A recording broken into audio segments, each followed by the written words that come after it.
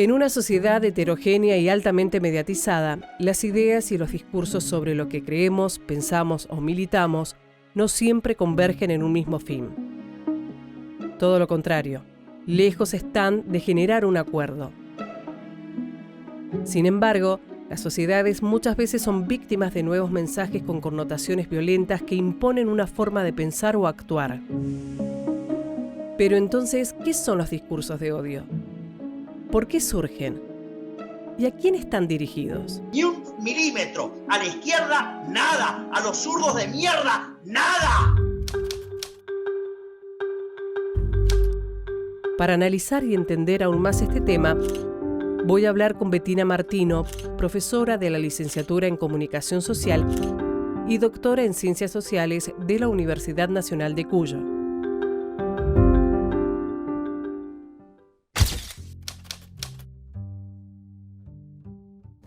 Bettina, ¿cómo estás? Muy bien. Quería preguntarte, porque hoy por hoy en las redes sociales y en los medios de comunicación siempre estamos muy tensos respecto a lo que se dice, quién lo dice, cuándo se dice y para quién va dirigido. Y muchas veces estos mensajes tienen una carga de violencia realmente muy fuerte, que son los conocidos por el sector de la investigación dentro de la comunicación como los discursos de odio. Sí. Pero para entrar un poquito más en este tema, primero quería definir qué es lo que es un discurso y cómo se construye. Bueno, nosotros podemos pensar en un discurso como un conjunto de comprensiones, de expresiones, de conocimientos, de comunicaciones que se manifiestan a través de distintas formas de expresión y que ayudan a darnos una suerte de comprensión de lo real, del mundo que nos rodea. Y esas comprensiones a la vez las interiorizamos y son formas que interiorizadas que nos sirven para movernos en ese mundo, ¿no? Para orientarnos y para actuar. Claro. No solo para comprenderlo. Por ahí el común denominador tiene como que el discurso, siempre que lo dice alguien que tiene cierto poder, por ejemplo la directora de la escuela, el presidente y todo eso, pero en realidad el discurso es un gran mensaje. Claro, podríamos decir que sí, pero claro, en la boca de ciertas personas con relevancia, con poder, con lugares privilegiados o lugares que cuentan con recursos, digamos, puede tener un impacto mucho más importante que en el caso de corporaciones, conjuntos, colectivos. No es lo mismo lo que diga el colegio de abogados que lo que piense un grupo cualquiera en relación a algún tema, ¿no? Bien, y teniendo este concepto, ¿cómo es que llegamos al discurso de odio? ¿Qué es el discurso de odio? ¿Y qué características tiene? Los discursos de odio que han existido desde siempre, son discursos que están dirigidos a grupos o personas que pertenecen a determinados grupos y que son, digamos, vulnerados en función de alguna característica. Puede ser su color de piel, su raza, su clase social, su género, su nacionalidad. Y lo que buscan estos discursos es ofender, humillar, minusvalorar, denigrar a esos colectivos o a alguna persona que pertenece a ese grupo o a ese colectivo. Siempre, digo, dándole esa calificación o busca desarmar ese colectivo.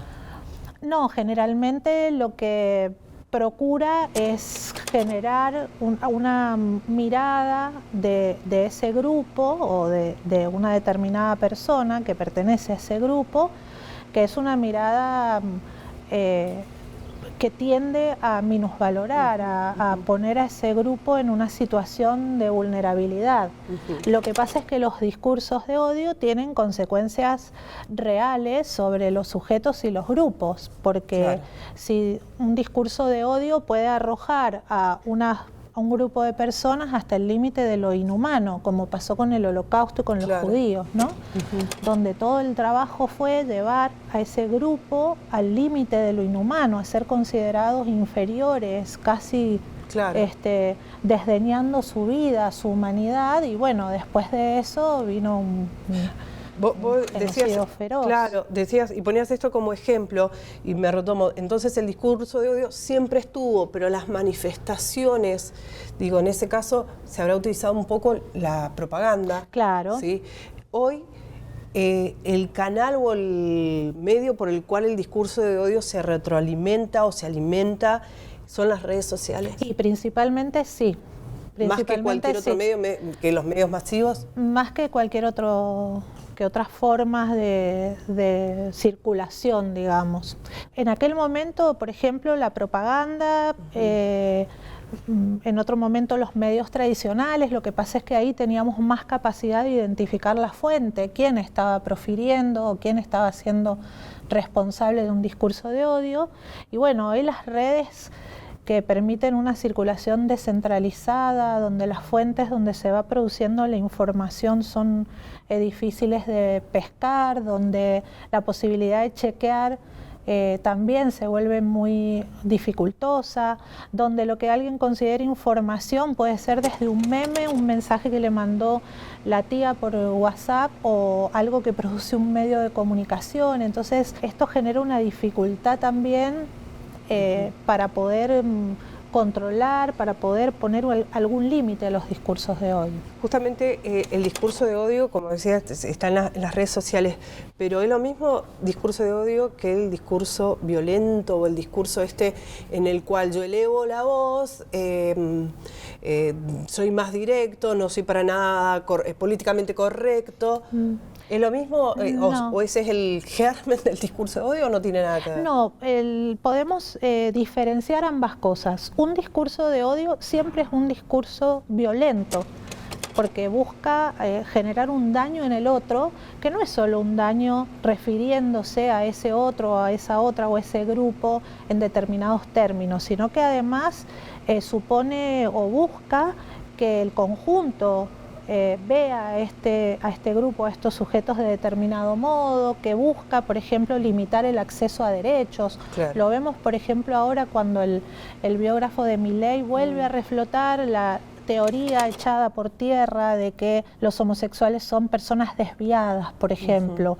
Eso lo que busca no es solo este daño, digamos, o este maltrato, sino que busca también justificar de algún modo que no deberían tener, por ejemplo, ningún tipo de ley que los ampare, porque bueno, el que elige el camino del desvío y bueno, claro, se tiene que arreglar. Claro, Entonces, claro, tienen consecuencias muy reales y además buscan hacer un daño en lo real histórico, diríamos, generar alguna consecuencia que limite el acceso a derechos de esos grupos. La Facultad de Ciencias Políticas fue víctima también en unas pintadas sobre los discursos de odio. Bueno, por ejemplo, los zurdos. Una muestra de arte también. También los zurdos, las disidencias, los pueblos originarios. Si vos analizás esos discursos de odio, no solo está ese daño, esa intención de humillar, sino también de amedrentar, me parece. De amedrentar, de presentar al otro como una amenaza, como lo que no es normal, como lo que está fuera de la normalidad, sino que también hay consecuencias efectivas en términos de derechos, de visibilidad, de poder ocupar espacios. Y el discurso violento no tiene esa intención, digamos. Todo discurso de odio es un discurso violento, pero no todo discurso violento es necesariamente un discurso de odio. Y el discurso negacionista no necesariamente es un discurso de odio. Bueno, es algo que deberíamos revisar, ¿no? Porque el negacionismo que está penado en otros países, en ese caso es un discurso. O sea, el negacionismo es una conducta odiante, digamos, ¿no? Que va a un colectivo determinado. O, por ejemplo, en el caso de Brasil, con las comunidades afrodescendentes, donde ya está establecido que ciertos insultos o el uso de ciertas palabras, como insultar diciendo macaco, o la palabra quilombo, que nosotros la usamos mucho como algo desprolijo, algo que es un desastre, que en realidad eran los lugares de encuentro de los esclavos esclavos, no las podés usar en el lenguaje corriente. De hecho, yo usé recién la palabra denigrar y no es una palabra, es una palabra que también aquí estamos poniendo en cuestión y allá no se usa porque tiene esa conexión con lo negro. Y bueno, y en ese caso sí son discursos de odio. Yo creo que las formas de negacionismo que estamos teniendo ahora en la Argentina, además de ser sumamente violentas, podrían considerarse como discursos de odio, considerando a ese colectivo que son personas que fueron víctimas de la dictadura militar, ¿no? Claro. Yo recién te interrumpía porque justamente entre las pintadas de acá de la facultad y también lo que sucedió en una muestra de arte en el SICUNG, justamente para un 8M, para un 8 de marzo, y volviendo a que el discurso de odio está generalmente en las redes sociales, digo, esta sería la expresión o la consecuencia por ahí que tiene este nivel que se maneja en las redes sociales. Claro, lo que nosotros estamos notando es que aparecen estas actitudes que es como una cosa, como una voluntad aniquilatoria, ¿no? Claro, o sea, yo voy porque saquen la muestra la corran, porque la guarden, y cuando llego al límite voy y la rompo toda, ¿no? Lo mismo si no logro doblegar ciertas expresiones políticas en un espacio, voy y les pinto las paredes y los amenazo. Por eso no tenemos que minimizar los discursos de odio como algo que pasa en las redes y que no tiene ninguna consecuencia. Por eso no tenemos que minimizar estos grupos que chistosamente se arman en las redes para producir memes que son odiantes, porque eso va generando ciertas comprensiones de la realidad, va impactando en la forma no solo que la comprendemos, sino en el modo en que nos conducimos y nos orientamos, ¿no? Bien.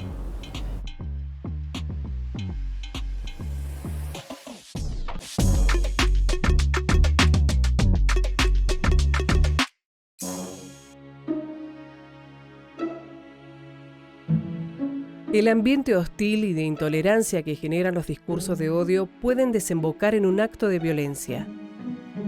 ¿Qué margen tenemos para denunciar o proteger estas expresiones sin que se vea afectada la libertad de expresión?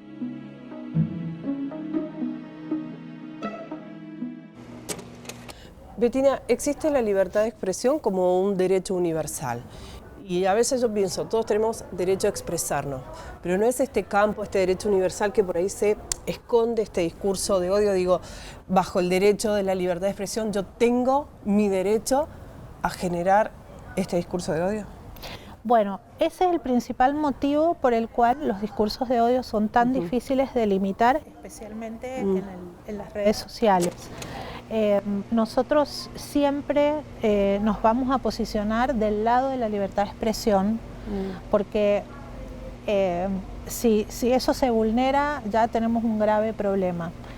El tema es que existen límites que están impuestos legalmente, regulaciones, normas por las cuales vos no podés hacer determinadas cosas, no podés discriminar, no podés ofender a alguien públicamente o en la calle o privadamente por su color de piel, su nacionalidad, su religión. Y lo que estamos observando es esto que vos decís, que hay un amparo, sobre todo en un espacio que no está regulado, que es el espacio de las plataformas de redes y medios sociales, donde yo puedo hacer un meme absolutamente clasista y ponerlo a circular sin que me pase absolutamente nada, pero aunque involucre la imagen de una persona. Y las redes sociales, digo, uno no tiene esto cuando se siente atacado por un discurso de odio, de poder denunciarlo, no ofrecen en las empresas esta posibilidad de decir, me siento atacado, vulnerado u ofendido, lo denuncio, pero parece ser hasta una denuncia virtual y la ofrecen en el marco del concepto que las plataformas establecen respecto de qué es violento y qué es odiante. Nosotros en el equipo de investigación, con 2 de las integrantes, hicimos una suerte de ateneo para que ellas nos explicaran cómo eran las normas de convivencia de cada red. Y bueno, ahí vemos que TikTok, por ejemplo, seguramente porque hay más jóvenes, más niñas, niños, tiene una regulación un poco más explícita sobre lo que es violento y odiante, y en el otro extremo tenemos X, o lo que era Twitter, claro, donde no hay ninguna regulación y prácticamente el mensaje es: si vos sentís que hay un derecho tuyo vulnerado, anda a las leyes de tu país y quejate, nosotros no tenemos nada que ver. Básicamente funciona así. Entonces, la posibilidad de denunciar siempre está en el marco, el marco no es las normas de tu país, sino que es las normas de comunidad de esas plataformas. Claro que hay antecedentes de vulneración de derechos u ofensas, sí, o que han llegado a la justicia, que han sido sancionadas, pero bueno, el tema de la libertad de expresión es crucial. Claro. Por ejemplo, lo que pasó con Trump cuando quisieron tomar el Capitolio, que le cerraron las cuentas de las redes, y la verdad es que no queremos que le cierren las cuentas de las redes, queremos que la democracia con sus mecanismos y sus leyes puedan establecer que sí y que no en las redes, ¿no? Como él profería insultos, como él amenazaba, bueno, Twitter le cerró la cuenta, Facebook le cerró la cuenta, y en realidad, ¿queremos que lo hagan las redes eso, o queremos que sea la democracia, claro, la justicia, los organismos que producen las leyes, los marcos normativos, los ciudadanos intervenir en eso? Y lo deseable sería esto, ¿no? Lo segundo. A veces con el cúmulo de información que se maneja en las redes sociales, cuando vemos un discurso de odio, parece que lo naturalizamos.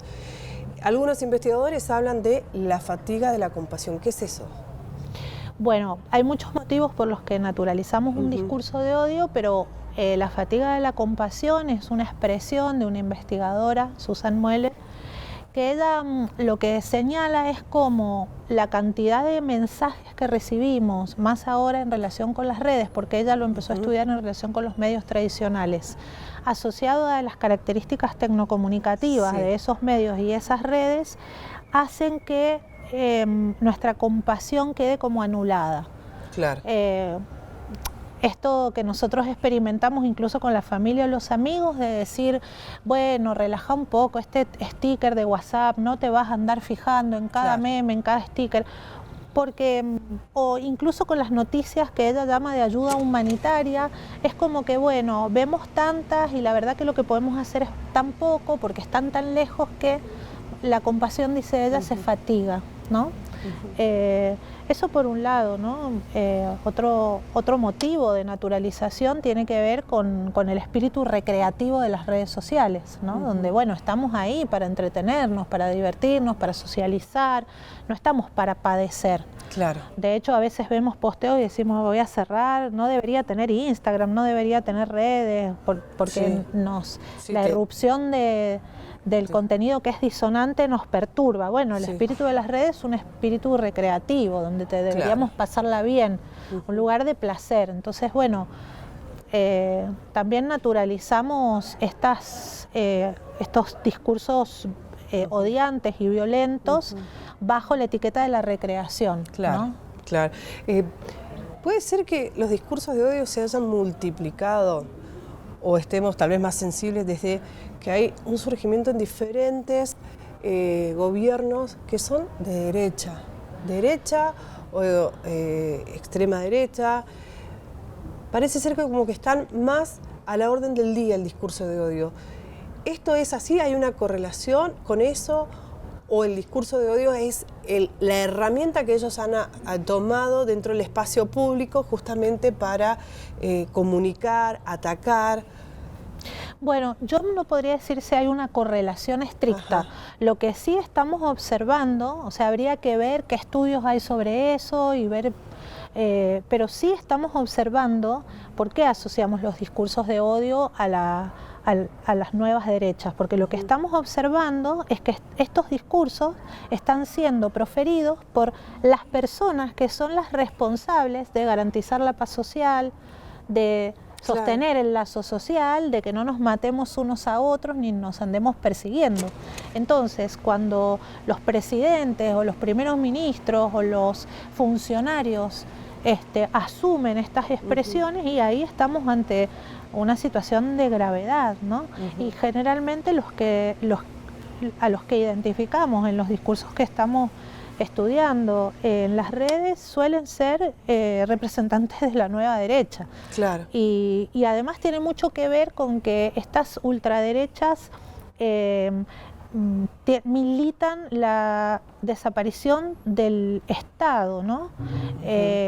Y con la desaparición del Estado desaparecen también digamos, todas las acciones que el Estado pone en marcha para alcanzar la justicia social, claro, ¿no? que se refiere a la igualdad de oportunidades y posiciones en una sociedad, sobre todo en relación con aquellos sectores más vulnerabilizados.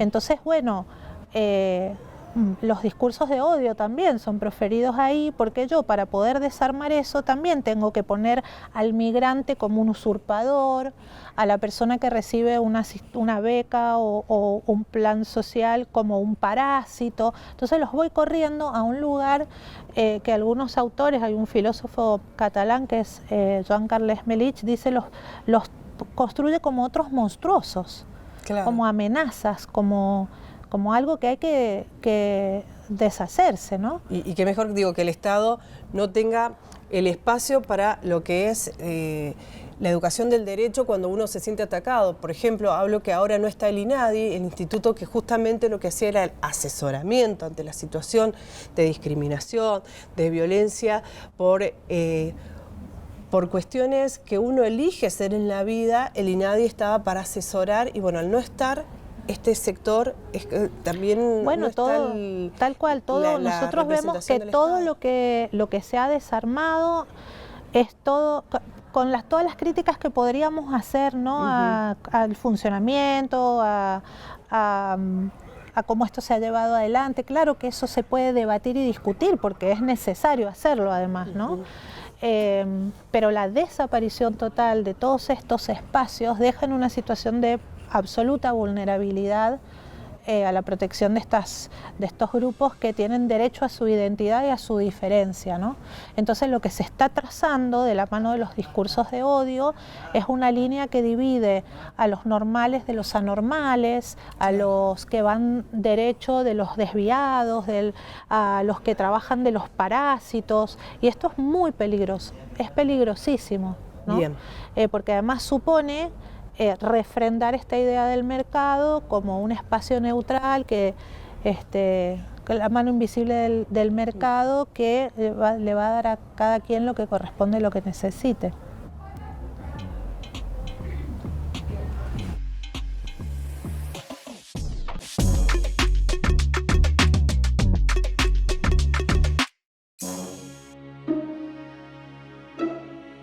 Es tan importante entender lo peligroso que pueden ser los mensajes odiantes en el mundo de los adolescentes, que es relevante trabajar esta temática en los colegios. ¿Cuál es el abordaje que hace la Universidad Nacional de Cuyo ante la problemática? Bettina, ¿cómo se involucra la Universidad Nacional de Cuyo y sobre todo la Facultad de Ciencias Políticas en la investigación sobre los discursos de odio? Bueno, nosotros tenemos en la facultad un centro de estudios, investigación y prácticas en comunicación y educación, Joana Chacón, y llevamos adelante un proyecto de extensión sobre discursos de odio en una escuela del Vergel en Lavalle, la escuela César Milstein, donde la escuela nos convoca porque los chicos y las chicas están muy preocupados por el tema de la violencia y el odio en las redes, y también a partir de esa experiencia y de la investigación que empezamos a realizar para poder hacer ese abordaje, presentamos un proyecto de investigación desde la facultad, el centro de estudios y en el marco de los proyectos de la universidad, donde lo que queremos ver es cómo las y los jóvenes experimentan los discursos de odio, si los reconocen, si los naturalizan, si les preocupan, si los reproducen sin darse cuenta o si se dan cuenta y los reproducen igual, sobre todo también si ellos son destinatarios de discursos de odio. Claro. Porque bueno, muchos y muchas jóvenes no solo circulan, sino que son destinatarios de esos discursos. Digo, y hay en este proceso, ¿por qué la escuela? La escuela, porque nosotros no vamos a perder nunca de vista que la escuela es un espacio de encuentro, que puede ser un espacio de diálogo, que podemos hacer cosas que a las y los jóvenes y a las niñas y a los niños les gusten adentro de la escuela, porque es una preocupación. Ellos manifiestan y ellas manifiestan estar preocupados por la violencia, que nadie pone límite, que muchas veces tienen que dejar de ser quienes son para poder ser aceptados, el bullying, los maltratos, el homo-odio. Aparecen muchas problemáticas que quieren hablar, que necesitan trabajar, y pensamos que la escuela es un espacio privilegiado para eso, ¿no? Donde se pueden desarrollar proyectos, donde ellos tienen que poder hablar con libertad en lo que la educomunicación llama ecosistemas comunicativos democráticos, horizontales y dialógicos, y donde los adultos y las adultas seamos capaces de escuchar la palabra de esas jóvenes y esos jóvenes sin una posición moralista, sin juzgarlos,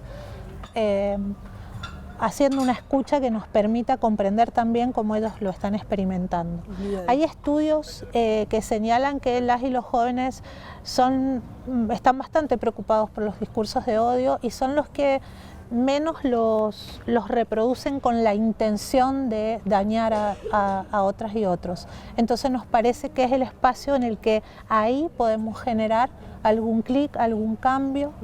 Y esta investigación es a través de encuestas, van a las escuelas, ¿cómo es el proceso van a recaudar esta información? Nosotros en la Escuela de la Valle, con el proyecto de extensión Mauricio López, trabajamos en la escuela con talleres, talleres de freestyle, fanzine, radio y me falta audiovisual. Bien. Y en el proyecto de investigación vamos a ir a 5 escuelas secundarias y 3 de jóvenes y adultos en una muestra que hemos armado que cubre los departamentos del Gran Mendoza y distintos tipos de escuelas para hacer grupos de discusión con chicas y chicos y con una dinámica poder obtener la información que buscamos. Cortito, ¿crees que las futuras generaciones van a poner una resistencia a todo este odio que se está generando? Yo creo que sí.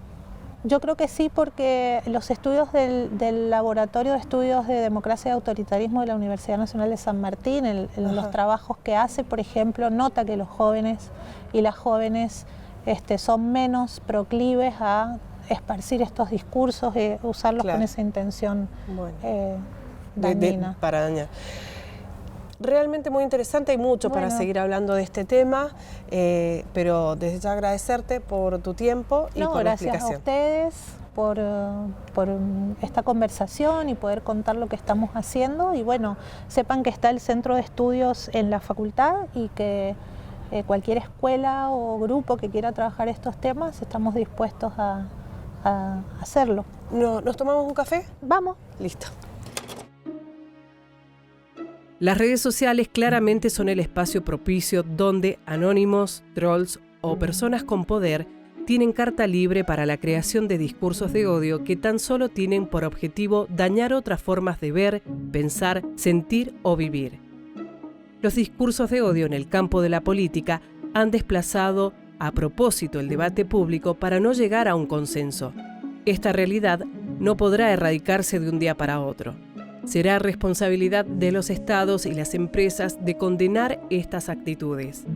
Mientras tanto, empoderar a toda una comunidad con narrativas positivas, buenas prácticas y en defensa de sus derechos es una salida al corto plazo.